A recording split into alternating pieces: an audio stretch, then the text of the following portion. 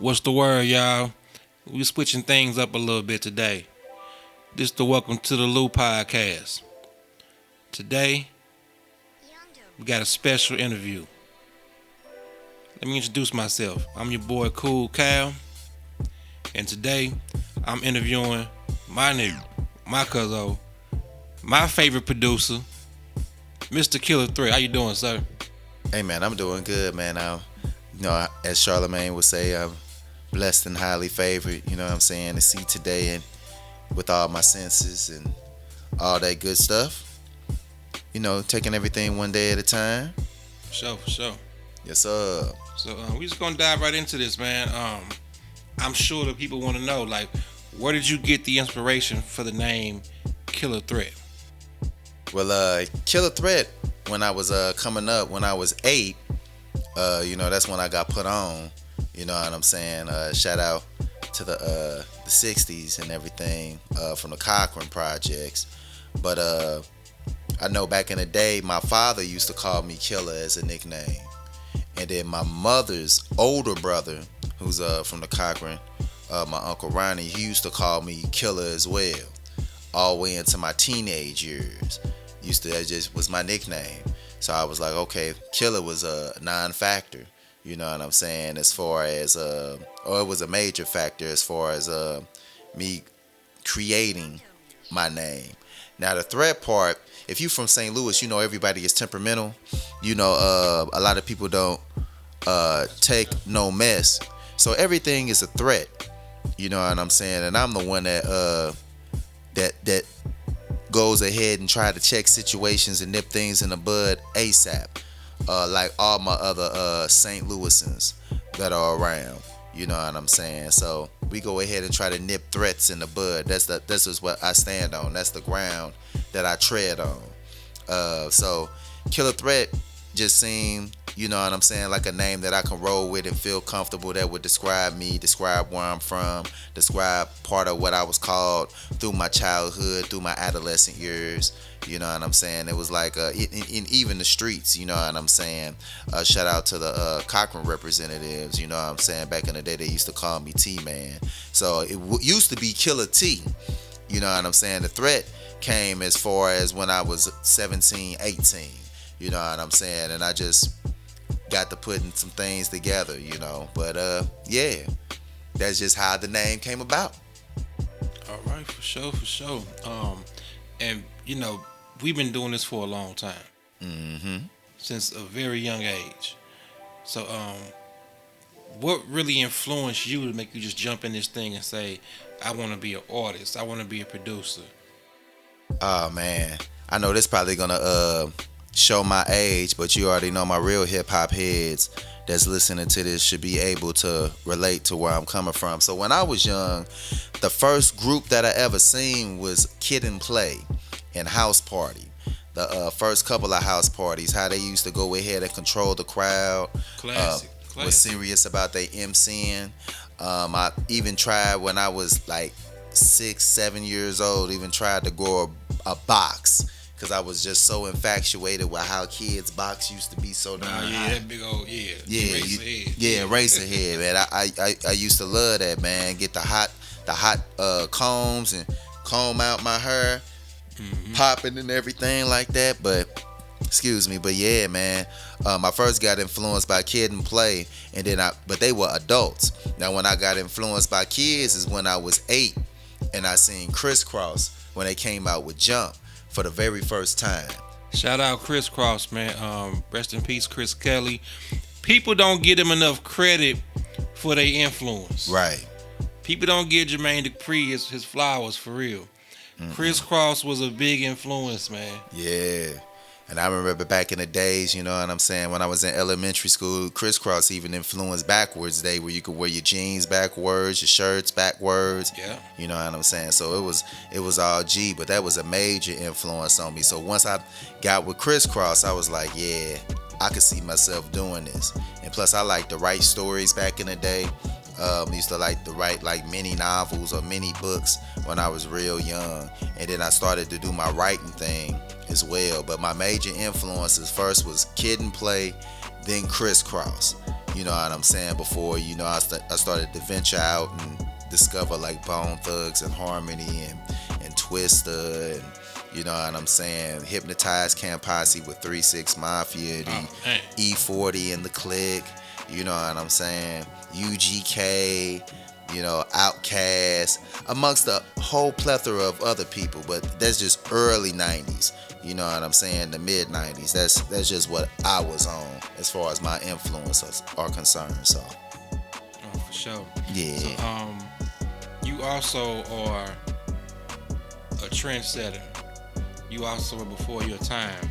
So I know we got a certain line of questions, but I wanted to ask this question to you specifically because you were the first person I ever knew to have Fruity Loops, man. Oh yeah, you know what I'm saying. Fruity Loops. I got to give a shout out first to my homeboy Marcel Gardner. He the one that put me on Fruity Loops, as well as my homeboy Big Biz, Mr. Kenneth Floyd. We was all Fruity Loop heads. You know what I'm saying? Back in the day, we started on Fruity Loops at a time where it was not popular at all to produce on Fruity Loops. If I remember back in the day, if you was on Fruity Loops, producers would dog you out. Yeah. If you couldn't play on a beat machine, if you couldn't play the instruments, they dogged you out. For real. They just felt like it was a cheat code, but it was a cheat code that they couldn't even master because they couldn't get the fact that Fruity Loops is a sequencer and everything is timed by a metronome. And once you get the timing signatures down through the metronome and know how to add things, blend things, mix things within Fruity Loops, you got the game and you can run with it. But people ain't feel like trying to learn anew. Everybody was still on the MPC game. And I'm down. The first beat machine my pops gave me was a Boss beat machine. And I had a Yamaha keyboard and everything and used to make beats before I even got the Fruity Loops. But Fruity Loops maximized it where I was able to record what I was doing in the keyboard into the Fruity Loops, where I could just play it once and then I can loop the same thing, add it, and then add it to the Fruity Loops and they'll loop that as well. It was just like adding patterns and sequencing and everything like that. Shout out to Mr. Fruity Loop King. He know why I'm talking about because we all started. Shout out Fruity Loop King, man. Yeah. He caught on them beats too, man. Facts. Major facts. For sure. Yeah. But that's just what it was, man. I love producing, and I still produce, as you already know, with Fruity Loops to this day. And to the day I perish, I'm gonna be a Fruity Loop man. Shout out my boy T Dot too, man. He a monster on that Fruity Loops thing too. So, yeah. Shout out to everybody using the Fruity Loops. I think it really blew up when Soulja Boy. Oh yeah. People don't want to admit it, but Soulja Boy was the one that really blew it up. Well, before that, Crime Mob. Oh yeah. Nuck If You Buck was a Fruity Loops beat. Yeah, sure was. I remember that. Yeah, man, most definitely. I forgot. I think the producer's name Lil J. Lil J, yeah. Yeah. So, having Fruity Loops in 99, 2000, they was gonna dog you. Yeah. They was gonna dog you. And I started from Fruity Loops too. Yeah. So. Yeah. So, that's some good history. One thing about Killah Threat's music, it's soulful. You're a storyteller. All your albums have a sequence. They have a certain character to them. You know what I'm saying?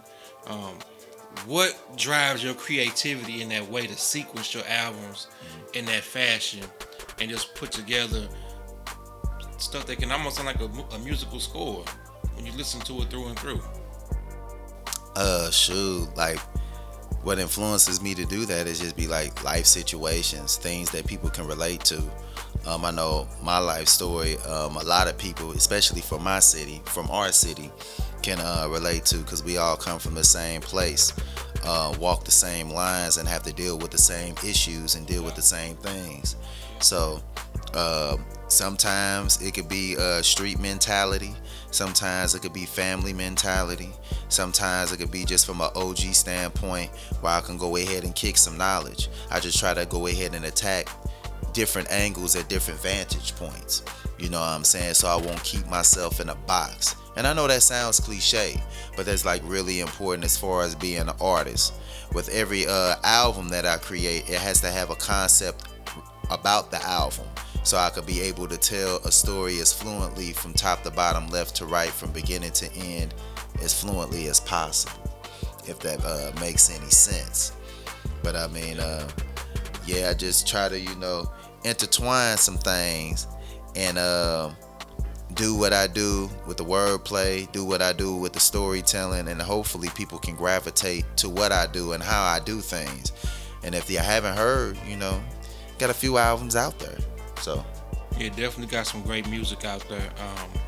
Everybody that gets a whiff of your music, they be like, man, it's just a breath of fresh air. It's just like what he's saying is fluent. It's it's going, it's flowing. He talking about something. right. And we don't get a lot of that these days. We get a lot of braggadocio, a lot of fantasy stuff. But you got people that's really going through real life situations, and I feel like you touch on that.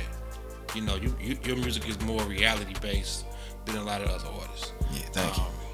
No doubt.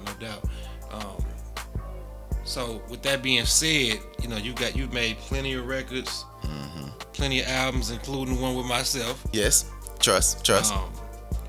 Give me your favorite album. Which album did you have the most fun creating? And what's your favorite record that you've ever done? The album that I had the most fun creating. Now, is this solo album, joint albums, or? Oh, any album. So, I would say the album that I had the most fun creating more than likely would have been the first Cataclysm, just because I ventured out, which you were part of that as well.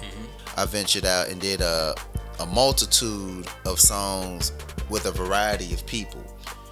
Not from just within my circle, but from other hoods and other sets and other parts of St. Louis, so they can go ahead and put their flavor in the pot, and we can go ahead and work off each other.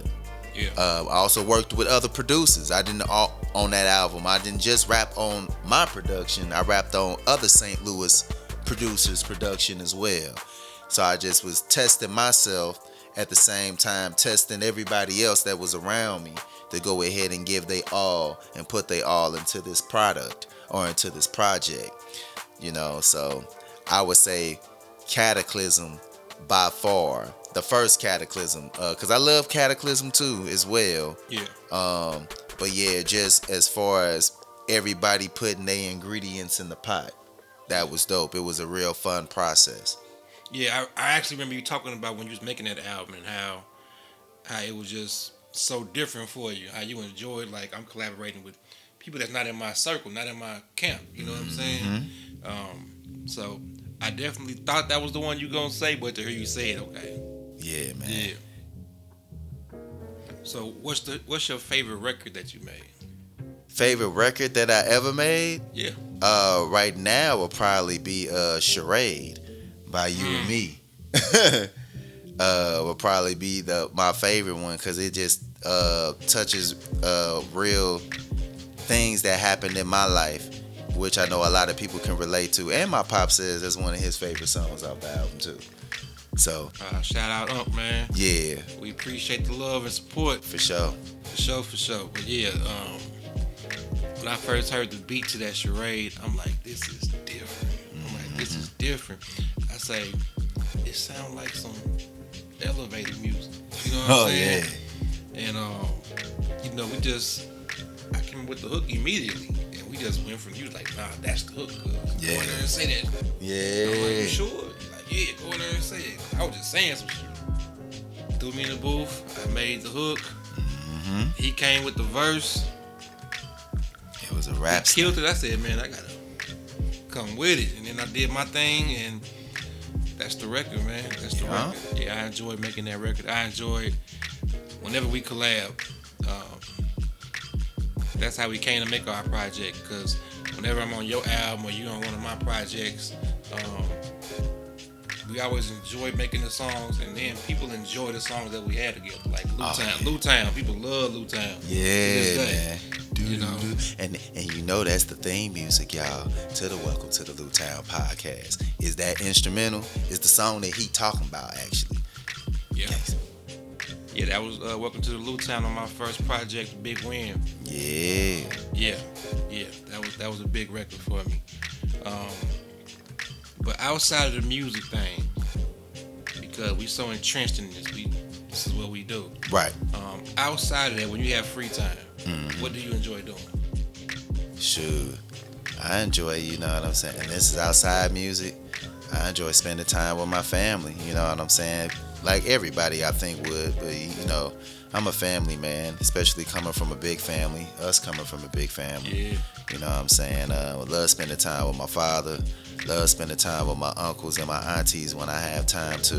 Love spending time with my sister, my nieces and nephew when I have time to. Love spending time with my kids when they allow me to spend time with them, because they running around the house doing God knows what, and they don't necessarily want to be under the authority figure at all times. Especially when our kids get together. Yeah, you know what I'm saying? They ain't worried about us unless they actually want something. Right. Like to eat or something like that. But yeah, man, that's basically what I like to surround myself with, is family. Because when you surround yourself with family, it feels lovely. You surround yourself with love. With love comes truth.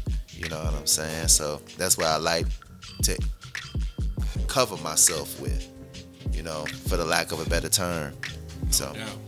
You ain't want to mention me whooping us in 2K in your free time. I mean, like I always say, dreamers can dream, man. Everybody can have a dream, Cal. Oh, everybody can have a dream. I ain't gonna shoot down your dream, cause I like to be honest with everybody. You know what I'm saying? I done took some L's. I done gave some L's too. I took some L's too. Yeah, but you know, 2K is a very any dog have their day on 2K. For sure. So it's all good. What's the most important to you? Love, loyalty, or respect? I would have to say respect. And the reason why, because I don't need necessarily everybody to love me, because everybody throws that term around so loosely nowadays. Right. You know what I'm saying? It's almost like it's irrelevant to the conversation of when people say that they love you. Most of the time it's just them trying to say something that they'll think that you'll want to hear. Loyalty, you know what I'm saying, it's so hard to come by some real loyalty, because sometimes people's loyalty is conditional. Right. So I don't want no conditions with loyalty if it's gonna come my way, because I would want the loyalty or the love that I put out, I would want it to be reciprocated. Exactly. You know what I'm saying? And even with me saying that I would want the love and the loyalty to be reciprocated, I even know, just being a man about it, that's a condition. So if you can't even go by that condition or reciprocate that, then I don't need that. But I most definitely, like you say, I'ma need that respect. That respect is gonna be most important, because that's gonna turn a good day into a bad day if you don't give me that. It's non-negotiable. That non-negotiable. I'm trying to tell you. I'm trying. That's all I'm saying. So respect, no matter if you like me or don't like me, love me or don't love me, honor me or don't honor me, loyal to me or you're not loyal to me. If you at least give me the respect, we'll be good. We'll be right. Yeah. So I had to rock with respect for sure. Yeah, you know that's what I'm rocking with. We come from a unique place, man. City of St. Louis. Yep. So many of our peers not here. You know, what could you change about St. Louis if given the opportunity? I would like to go ahead and change like the mind state. And I'm like, when I state mind state, I'm stating like the way that we think as far as where we at and where we can actually go. So if I can go ahead and drop some jewels on the youth, or drop some jewels on the OGs, or just show them a different way or explain to them a different way, because sometimes people don't want to hear you out. You can only help those who are willing to want to hear you out.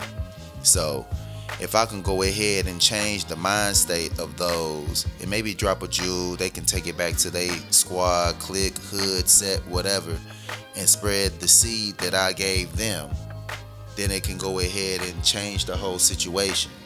When the situation is changed, now how people perceive that neighborhood or that clique or that group of people, the narrative will be changed entirely, because now they have a new outlook on how to get things accomplished. And they moving that way. Exactly. They just moving different. Yeah. You got to be the change that you want to see. So if I could actually change one thing, it would just be how people perceive others, how they perceive themselves, how they perceive their environment. And if they perceive their environment in an entirely different way, they can get out the environment or do the same as I and help out those within that environment to make the environment better. But we just have to stop being so selfish and just being about ourselves or just being about our fam.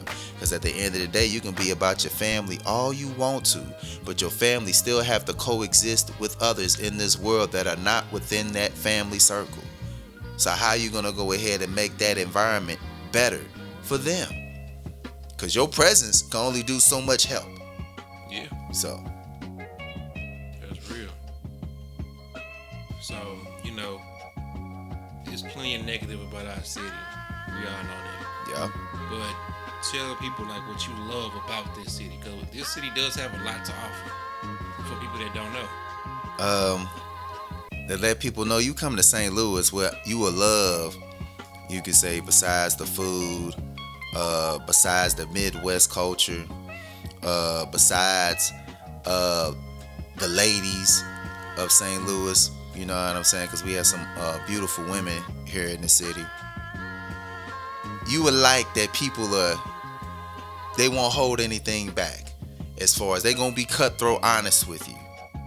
They most definitely know. You could perceive it as hating. You could perceive it as jealousy. But most, if not all, St. Louis is gonna give you the straight up truth. You know what I'm saying? Now, it might be from how they see it or how they feel, but just know it's going to be the truth. And it ain't going to be where it's going to be sugar-coated and all that. Nah, not in this city. Unfiltered. It's going to be unfiltered for real. And you just got to go ahead and love and respect that people are at least generous enough to give you that unfiltered truth. No matter how they spew it out, they trap is how they spill it out. They trap. So it's just unique.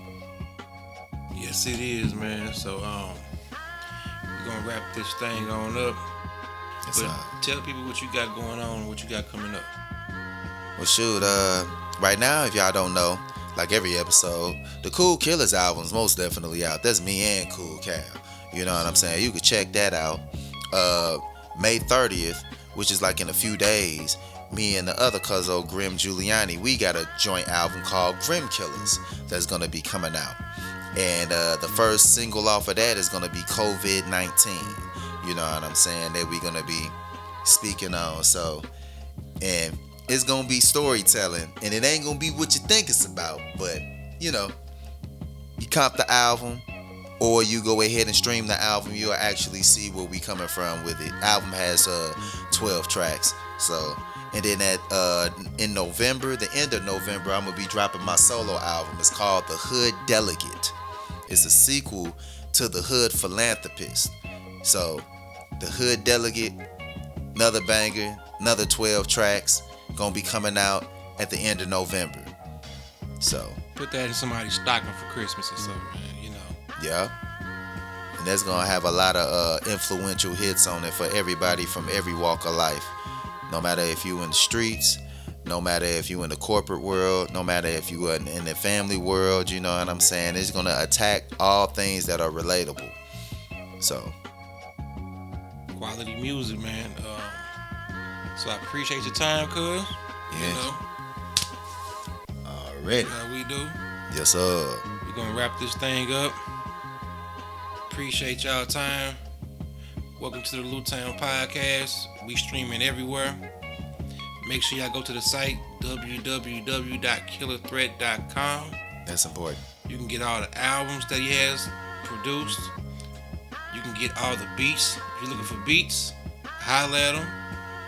You can get our album from the website. You can get merch. Whatever you're looking for that's involving Killah Threat, killahthreat.com. Check it out.